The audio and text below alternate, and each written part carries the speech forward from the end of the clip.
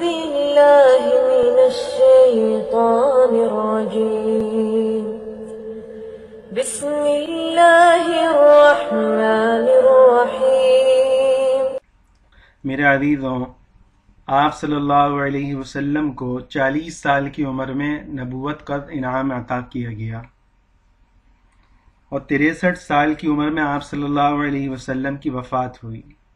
مورخین نے لکھا ہے کہ آپ صلی اللہ علیہ وسلم نے 13 سال مکے میں گزارے اور 10 سال مدینے میں گزارے، گویا کہ مکمل 23 سالہ مکی اور مدنی زندگی میں آپ صلی اللہ علیہ وسلم نے لاکھوں حدیثیں صحابہ کو بیان کی، مگر ایک حدیث بھی ایسی نہیں ملتی کہ جس میں آپ صلی اللہ علیہ وسلم نے ولادت النبی کو منانے کی ترغیب دی ہو، یا ایک عمل بھی ایسا نہیں ملتا کہ اللہ کے نبی نے 23 سالہ زندگی میں اپنی ولادت کا دن منایا ہو۔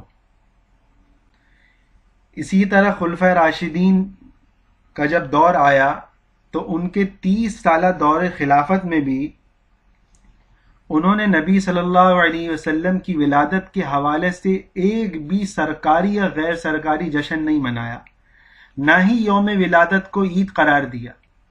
خلفۂ راشدین کی سیرت پر عربی اور اردو میں 1000 سے زیادہ کتب موجود ہیں، مگر ایک کتاب میں بھی آپ کو یہ نہیں ملے گا کسی بھی خلیفہ نے آپ صلی اللہ علیہ وسلم کی ولادت کا دن منایا ہو۔ اس میں شک نہیں کہ انہیں نبی صلی اللہ علیہ وسلم سے محبت تھی، بلکہ وہ کائنات میں سب سے زیادہ آقا صلی اللہ علیہ وسلم سے پیار کرتے تھے، اپنے بیوی بچوں سے زیادہ آپ صلی اللہ علیہ وسلم سے انہیں محبت تھی، مگر انہوں نے آپ صلی اللہ علیہ وسلم کو کرتے نہیں دیکھا، اس لیے انہوں نے یہ دن نہیں منایا۔ خلیفہ اول حضرت ابوبکر صدیق رضی اللہ تعالی عنہ 11 سے لے کے 13 ہجری تک خلافت میں رہے۔ ان کی زندگی میں 2 مرتبہ ربیع الاول کا سال آیا، مگر انہوں نے یہ دن نہیں منایا۔ 13 سے لے کے 24 ہجری تک 10 مرتبہ فاروق اعظم عمر فاروق رضی اللہ تعالی عنہ کی دور خلافت میں یہ دن آیا، مگر انہوں نے 12 ربیع الاول کا دن نہیں منایا۔ 24 سے لے کے 35 ہجری تک داماد رسول حضرت عثمان غنی رضی اللہ تعالی عنہ کی خلافت میں 11 مرتبہ 12 ربیع الاول کا دن آیا، مگر ایک بھی روایت نہیں ملتی کہ انہوں نے یہ دن منایا۔ اسی طرح 35 سے لے کے 40 ہجری تک 5 مرتبہ داماد رسول حضرت علی رضی اللہ تعالی عنہ کی خلافت میں 12 ربیع الاول کا دن آیا، مگر انہوں نے بھی یہ دن نہیں منایا، نہ جلوس نکالے، نہ جھنڈے لگائے، نہ چراغاں کیا۔ میرے شیخ عارف باللہ حضرت مولانا شاہ حکیم اختر صاحب رحمۃ اللہ علیہ ایک موقع پر 12 ربیع الاول کے روز حضرت نے بیان فرمایا تو فرمایا کہ اے لوگوں، میں تم سے سوال کرتا ہوں کہ جب میرے آقا دنیا سے تشریف لے گئے تو ابوبکر رضی اللہ تعالی عنہ نے 2.5 سال تک خلافت کی، کہ تاریخ میں کوئی ثبوت موجود ہے کہ انہوں نے چراغاں کیا ہو؟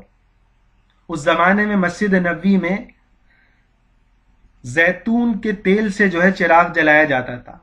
کیا وہ جیسے مسجد نبوی میں رات کو چراغ جلتے تھے، اسی طرح 12 ربیع الاول کو جو ہے خاص طور پہ چراغاں کا اہتمام کیا گیا؟ ایک روایت بھی آپ کو نہیں ملے گی۔ حالانکہ ابوبکر رضی اللہ تعالی عنہ اتنے پکے سچے عاشق رسول تھے کہ انہوں نے تو اپنی جان مال سب آقا صلی اللہ علیہ وسلم پر قربان کر دیا۔ حضرت ابوبکر رضی اللہ عنہ کے بارے میں آتا ہے مکے کے بڑے تاجروں میں ان کا شمار ہوتا تھا۔ مکے میں ان کی تجارت کی کپڑے کی 6 دکانیں تھیں، مگر وہ سب کی سب آقا کے عشق میں انہوں نے قربان کر دی۔ حضرت جبرائیل علیہ السلام نازل ہوئے اور کہا کہ اے ابوبکر، اللہ نے آپ کو سلام کیا ہے۔ قربانی دی تو اللہ کا سلام آیا، مگر انہوں نے کبھی بھی یہ دن نہیں منایا۔ اللہ کے نبی کے لیے اپنا گھر چھوڑا اور ہجرت کی۔ آپ صلی اللہ علیہ وسلم فرماتے ہیں کہ ابوبکر رضی اللہ تعالیٰ عنہ اتنے بڑے عاشق ہیں اور اتنے بڑے ایمان والے ہیں، فرمایا کہ روز قیامت ایک پلڑے میں سارے پیغمبروں کی امت کے صحابہ کا اور میرے صحابہ کا ایمان رکھا جائے اور اس امت کے ابوبکر کا ایمان رکھا جائے تو ابوبکر کا پلڑا بھاری ہو جائے گا۔ مگر اتنے بڑے عاشق رسول نے 2.5 سالہ خلافت میں ایک مرتبہ بھی اپنے گھر میں مٹی کا تیل یا زیتون کے تیل کا چراغ نہیں جلایا، حالانکہ وہ 10 نہیں ہزاروں چراغ جلا سکتے تھے۔ عثمان رضی اللہ عنہ کتنے مالدار صحابی تھے، مگر ان سے بھی ثابت نہیں ہے۔ اب میری بریلوی علماء سے اور بریلوی بھائیوں سے اور میٹھے میٹھے اسلامی بھائیوں سے عرض ہے کہ آپ لوگ 12 ربیع الاول میں جھنڈے لگائیں، لائٹیں لگائیں، مگر نہ لگانے والوں پر گستاخی رسول کا فتویٰ نہ لگائیں، کیونکہ ہم آپ صلی اللہ علیہ وسلم اور صحابہ کی اتباع میں جو ہے نہ جھنڈی لگاتے ہیں نہ لائٹیں لگاتے ہیں، کیونکہ ہم ایسا کریں گے تو آپ صلی اللہ علیہ وسلم نے فرمایا کہ جو میرے بعد دین میں کوئی نئی چیز ایجاد کرے گا، فرمایا کہ وہ جہنمی ہے، اس پر اللہ کی لعنت ہے، اور فرمایا کہ ہر بدعت جو ہے گمراہی میں لے جانے والی ہے۔ تو ہم یہ نہیں چاہتے کہ ہم آپ صلی اللہ علیہ وسلم کی وعید کا شکار ہو جائیں۔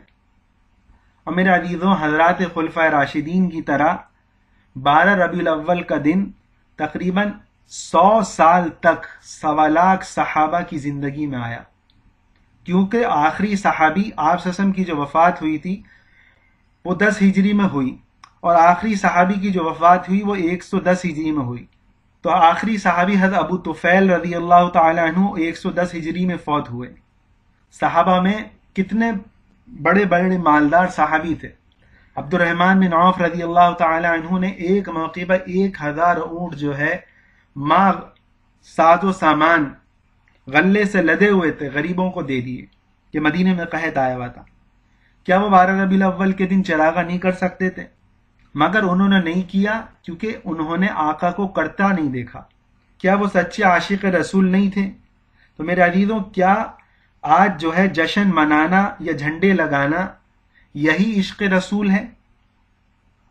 ایک شخص شراب پی رہا ہے، زنا کر رہا ہے، وہ 12 ربیع الاول والے دن جو ہے گرو مندر میں آ جائے تو وہ عاشق رسول ہے۔ ایک شراب کا اڈا چلانے والا، زنا کا اڈا چلانے والا، وہ گھر میں جھنڈا لگا لے، لائٹیں جلا لے، وہ عاشق رسول ہے۔ ہمارے کتنے علماء دیوبند کے ایسے عالم اور محدثین ہیں 30 سال سے وہ جو ہے بخاری پڑھا رہے ہیں، 30 سال سے نہیں، 50 سال سے وہ امامت کر رہے ہیں، مگر وہ جھنڈے نہیں لگاتے۔ اور آپ فتویٰ دے دیتے ہو جی یہ گستاخ رسول ہیں کیونکہ وہ جھنڈے نہیں لگاتے، اور وہ شراب بیچنے والا، فحاشی کے اڈے چلانے والا، وہ جو ہے جھنڈے لگا رہا ہے تو وہ عاشق رسول ہے۔ یہ کہاں کا انصاف ہے کہ جس کو نبی کے چہرے سے نفرت وہ عاشق رسول، جو نبی کے لیے جان دینے پہ تیار ہے وہ گستاخ رسول ہے۔ تو میرے بھائیوں، میری آپ حضرات سے درخواست ہے کہ اس طریقے سے فرقہ پرستی پھیلانے سے بچیں کہ آپس میں مسلمان سے نفرت کرے۔ اور ہم نے یہ مشہور کر دیا آپ حضرات نے کہ سوائے ابلیس کے ہر کوئی خوشیاں مناتا ہے۔ یعنی 12 ربیع الاول کے دن آپ سوچے تو صحیح کہ صحابہ نے بھی جشن نہیں منایا، تو صحابہ کیا اس شعر میں شامل ہوئے؟ نعوذ باللہ۔ اور آپ حضرات تو ہزاروں بار یہ شعر جو ہے اپنی نعتوں میں پڑھ چکے ہو۔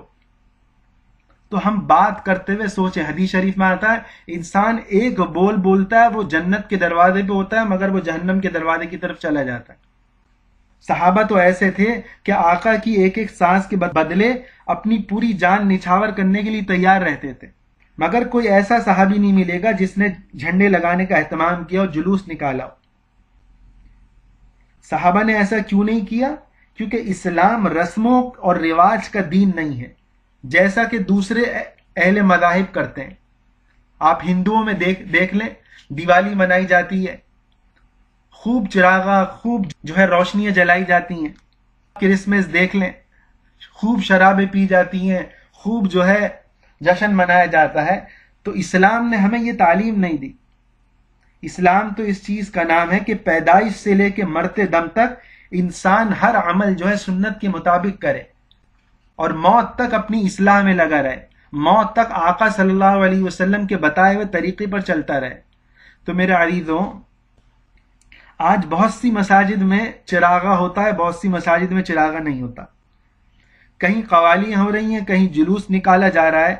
تو ایسی صورت میں اگر حقائق کو پیش نہ کیا گیا تو یہ بدگمانی ہو جائے گی کہ علماء دیوبند اور تبلیغی حضرات اور جماعت اسلامی اور ڈاکٹر اسرار احمد کی جماعت والے جو ہے اور اہل حدیث، یہ حضرات جو ہے گستاخ رسول ہیں، حالانکہ حقیقت میں ایسا نہیں ہے. یہ سب کے سب عاشق رسول ہیں. یہ سنت کی اتباع میں، آقا کی اتباع میں، صحابہ کی اتباع میں جشن ولادت نہیں مناتے. کتنے ایسے لوگ ہیں جو کم علم ہیں، انہیں احساس ہو سکتا ہے کہ ولادت والے دن خوشی نہ منانا. ارے جب یہ خوشی کسی بھی حدیث میں نہیں ہے، ایک حدیث میں اللہ پیارے نبی نے حکم نہیں دیا، تو ہم کیوں منائیں؟ شیطان وسوسہ ڈال سکتا ہے کہ شاید ہم لوگوں کے اندر کوئی کمی ہے، اس لیے ہم نہیں مناتے. اس لیے میں ترمذی کی ایک حدیث سناتا ہوں جو آپ صلی اللہ علیہ وسلم نے فرمایا کہ قیامت کے دن میری امت 73 فرقوں میں تقسیم ہو جائے گی. پھر فرمایا کہ ایک فرقہ نجات پائے گا. صحابہ نے پوچھا وہ کون سا فرقہ ہوگا؟ میرے آقا نے فرمایا ما انا علیہ و اصحابی. ترمذی شریف کی یہ حدیث ہے کہ جس پر میں اور میرے صحابہ ہیں، وہ راستہ جس پر اللہ کا رسول ہے اور وہ راستہ جس پر میرے صحابہ ہیں. تو میرے عزیزو، معلوم ہوا کہ حضور صلی اللہ علیہ وسلم کا جو طریقہ ہے اور صحابہ رضی اللہ تعالی عنہ کا جو طریقہ ہے، اس پہ چلنے والا ہی نجات پائے گا. حضرت حذیفہ بن یمان ایسے صحابی ہیں جنہیں اللہ کے نبی نے دنیا ہی میں بتا دیا تھا کہ فلاں فلاں منافق ہے. وہ فرماتے ہیں کہ جو عبادت صحابہ نے نہیں کی وہ عبادت تم بھی نہ کرو. پھر فرماتے ہیں کہ اے مسلمانوں، پہلے لوگوں کے طریقے کو اختیار کرو جنہوں نے آقا کی صحبت پائی، اور قرآن و سنت کا راستہ اختیار کرو. تو میرے عزیزو، اب سوال یہ پیدا ہوتا ہے کہ صحابہ نے جو میلاد نہیں منائی، وہ کیوں نہیں منائی؟ وہ میں نے آپ کو بتا دیا. اس کے بارے میں حضرت مفتی محمد تقی عثمانی صاحب ایک عجیب بات بتائی. فرمایا کہ میرے والد حضرت مفتی محمد شفیع رحمۃ اللہ علیہ ایک کہاوت اور مثال سنایا کرتے تھے کہ بنیے سے سیانہ سو باولا. یعنی اگر کوئی شخص یہ دعویٰ کرے کہ میں تجارت میں بنیے یعنی سود پہ قرضہ دینے والے ہندو ساہوکار سے بھی زیادہ سیانہ اور ہوشیار ہوں اور اس سے زیادہ تجارت جانتا ہوں، تو وہ ایک نمبر کا پاگل ہے. اس لیے کہ حقیقت میں تجارت کے اندر بنیے سے زیادہ عقل مند کوئی نہیں. یہ کہاوت سنانے کے بعد حضرت مفتی شفیع صاحب رحمۃ اللہ علیہ فرمایا کرتے تھے کہ جو شخص یہ دعویٰ کرے کہ میں صحابہ سے زیادہ حضور صلی اللہ علیہ وسلم کا عاشق ہوں اور صحابہ سے زیادہ آپ صلی اللہ علیہ وسلم سے محبت رکھنے والا ہوں، وہ حقیقت میں پاگل ہے اور بے وقوف اور احمق ہے. اس لیے کہ صحابہ سے بڑا عاشق اور محب کوئی ہو ہی نہیں سکتا. تو میرے عزیزوں، صحابہ کا تو یہ حال یہ تھا کہ نہ وہ چراغا جلاتے، نہ جلوس کرتے، نہ جھنڈی لگاتے، نہ سجاوٹ کرتے، کیونکہ آقا کی سیرت طیبہ ان کی زندگی میں رچی ہوئی تھی. ان کا ہر دن، ہر لمحہ، ہر زندگی، ہر مہینہ سیرت طیبہ کا تھا. ان کا ہر کام سیرت طیبہ کے مطابق ہوتا. ایک موقع پر آپ صلی اللہ علیہ وسلم نے عبداللہ بن مسعود جو ہے مسجد نبوی کی طرف آ رہے تھے، تو سڑک کے باہر آقا کی آواز آئی بیٹھ جاؤ، تو سڑک پر ہی بیٹھ گئے. اتنی آپ صلی اللہ علیہ وسلم کی اتباع تھی. کیا ان کو پتہ نہیں تھا کہ آپ صلی اللہ علیہ وسلم کا مطلب یہ کہ جو مسجد میں ہے وہ بیٹھ جائیں؟ نہیں، اسی وقت اتباع کی. میدان احد میں ابو دجانہ نے دیکھا کہ کافر آقا پہ تیر برسا رہے ہیں، تو آپ کے سامنے دیوار بن کے کھڑے ہو گئے اور وہ تیر اپنے سینے پہ کھائے. حالانکہ وہ پشت بھی آپ صلی اللہ علیہ وسلم کی طرف کر سکتے تھے، اور وہ تیر انہوں نے اپنے سینے پر کھائے. ہے کوئی ان جیسا عاشق؟ مگر انہوں نے میلاد نہیں منایا. حضرت عثمان غنی مالدار تاجر تھے اور بڑے صحابی تھے. جب نئے نئے مسلمان ہوئے تو آپ کی اتباع میں تہبند کو ٹخنوں سے اونچا رکھا، تو کافروں نے مذاق اڑایا. تو کیا فرمایا کہ میں نے آقا کو ایسا ہی کرتے دیکھا، میں اس کو نیچے نہیں لٹکا سکتا. حضرت حذیفہ بن یمان فاتح ایران تھے. کسرا نے مذاکرات کے لیے آپ کو بلایا تو کھانے کے دسترخوان پہ نیوالا گر گیا، تو دسترخوان سے نیوالے کو صاف کیا اور کھا لیا. کسی نے کہا کہ اتنا بڑا بادشاہ تمہارے سامنے بیٹھا ہوا ہے اور تم نے یہ نیوالا اٹھا کے کھا لیا. تو تاریخی جملہ فرمایا، کیا میں ان احمقوں کی وجہ سے آقا کی سنت کو چھوڑ دوں؟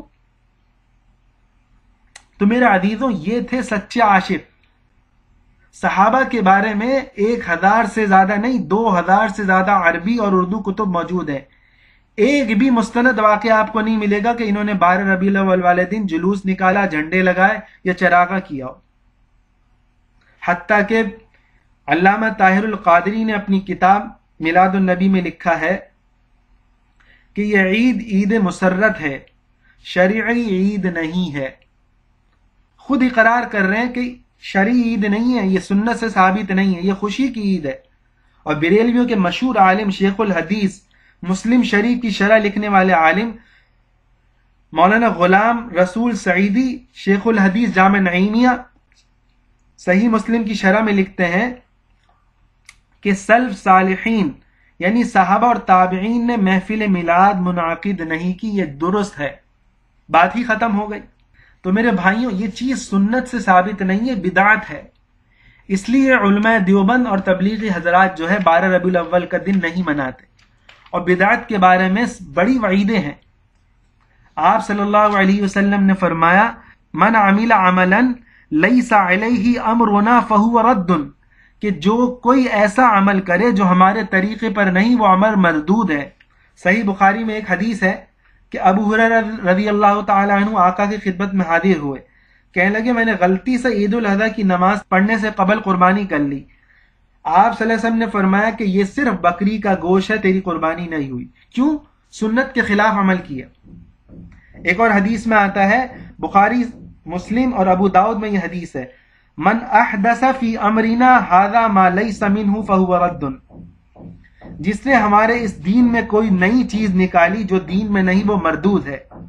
اور ایک اور حدیث میں آتا ہے فمن رغب عن سنتی فلیس منی، جو میرے طریقے، میری سنت، میرے راستے سے اعراض کرے گا وہ مجھ سے نہیں، میرا اس سے کوئی تعلق نہیں۔ تو میرے عزیزوں، اس تمام باتوں سے معلوم ہوا کہ میلاد منانا بدعت ہے، بدعت ہے، بدعت ہے، اور اس کو منانا گناہ ہے۔ ایک حدیث سے بھی ثابت نہیں، ایک بھی صحابی کے قول سے ثابت نہیں۔ اللہ تعالی ہم سب کو اس بدعت سے بچنے کی توفیق عطا فرمائے، اور جو ہے لوگوں کو اس بات کی ترغیب دیں کہ جو لوگ مناتے ہیں وہ منائیں، مگر کسی پر گستاخ رسول کا فتویٰ نہ لگائیں۔ ہمارے یہاں مصیبت تو یہ ہے کہ ایک تو بدعت کرتے، دوسرا کہ جو نہیں مناتے ان پر گستاخی کا فتویٰ لگاتے۔ اللہ تعالی ہم سب کو 100% سنتوں پر عمل کرنے کی توفیق عطا فرمائے۔ وآخر الدعوانا ان الحمد للہ رب العالمین۔